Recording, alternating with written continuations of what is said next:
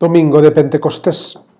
Por eso empezamos la primera lectura con aquello a lo que hemos venido a celebrar. Se llenaron todos del Espíritu Santo. ¿Y qué era llenarse del Espíritu Santo? Simplemente ser capaces de, utilizando los dones que Dios les dio, hablar a todo el mundo. ¿Hablar a todo el mundo qué significa? ¿Hablar en todas las lenguas? Puede ser, pero lo que más les es hablar a cada realidad, hablar a cada historia de salvación que se encontraban. Por eso repetimos en el Salmo que el Señor nos envíe su Espíritu para repoblar en fe la faz de la tierra. Esa fe que a veces se queda a un lado, porque no olvidamos que el bautismo que hemos recibido en un mismo Espíritu es ser templo del Señor, es ser ese cuerpo de Dios que es la Iglesia. Ahí estamos viviendo ese cuerpo de Dios que es la Iglesia por medio del Espíritu. Por eso Jesús nos vuelve a repetir en el Evangelio: paz a vosotros. Y otra vez, paz a vosotros. Y nos envía el Espíritu Santo para que seamos enviados al mundo para poder abrir el mensaje de Dios a toda la creación. Oh Dios, que por el misterio de Pentecostés santificas a tu Iglesia extendida por todas las naciones. Derrama los dones de tu Espíritu sobre los confines de la tierra y no dejes de realizar hoy en el corazón de tus fieles aquellas mismas maravillas que obraste en los comienzos de la predicación evangélica. Con esta celebración, la oración comienza hablando de santificación. ¿Cómo estamos todos llamados a ella?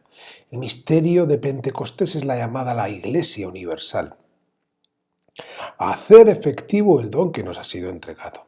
El mismo Espíritu es el camino del don. Cuando hablamos de misterio es presencia de Dios. Misterio y sacramento significan presencia de Dios en nuestras vidas, en toda la Iglesia. Los dones de la Iglesia que sigue la oración son derramados en todos y cada uno de nosotros, en mayor o en menor medida. Todos debemos tener todos los dones, pero todos tenemos alguno más desarrollado.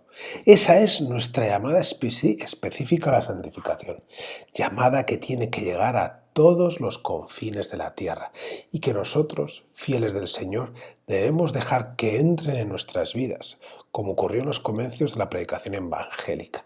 Tenemos que transformar nuestros corazones a la sintonía de Dios. Nuestros corazones tienen que vibrar, tienen que latir en la misma frecuencia que la que habita el Espíritu en nosotros. Te pedimos, Señor, que según la promesa de tu Hijo, el Espíritu Santo nos haga comprender la realidad misteriosa de este sacrificio y nos lleve al conocimiento pleno de toda verdad revelada. Esta preciosa oración nos confirma lo que tantas veces os he dicho. La palabra de Dios en el misal es palabra orada, rezada. Unimos Eucaristía y Espíritu Santo. Es una buena manera de recordar lo que significa la invocación al Espíritu Santo en nuestras Eucaristías. Presencia de Dios en medio de la asamblea. Presencia de Dios que transforma el pan y el vino en su cuerpo y en su sangre. La promesa de Dios, la promesa de Cristo no es otra que estaré con vosotros hasta el final de los tiempos. Esa promesa toma verdadera dimensión en el envío del Espíritu Santo.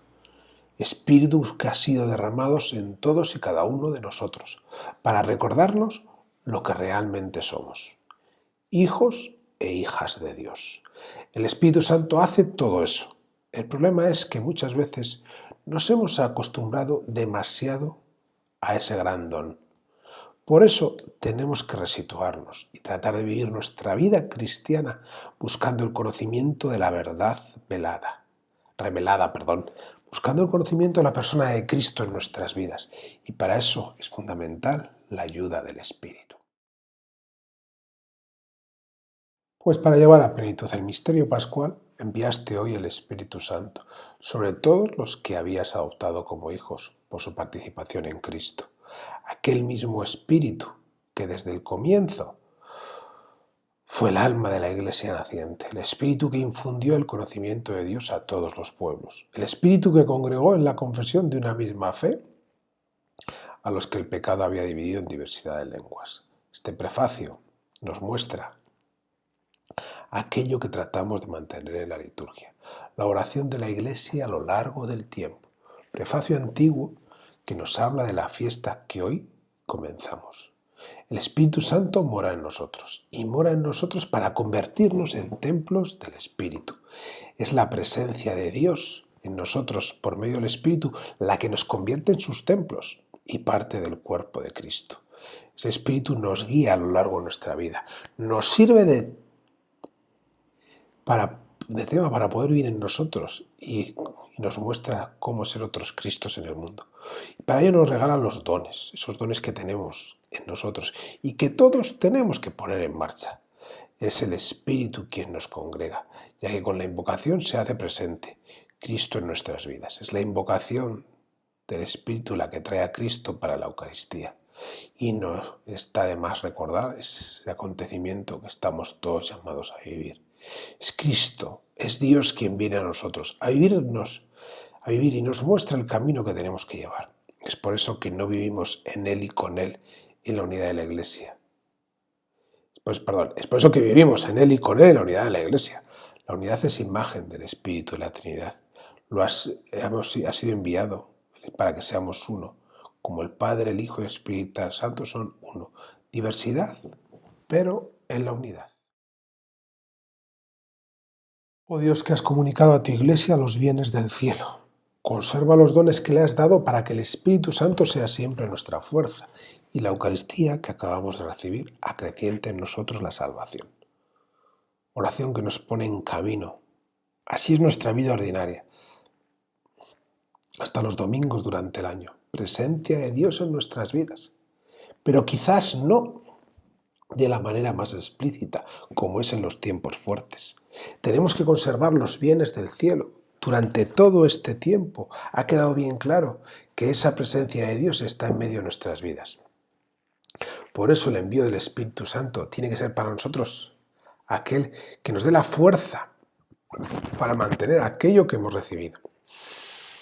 Por eso en todos los sacramentos se pide la presencia del Espíritu, que es el que nos da la fuerza para poder vivir en cristiano.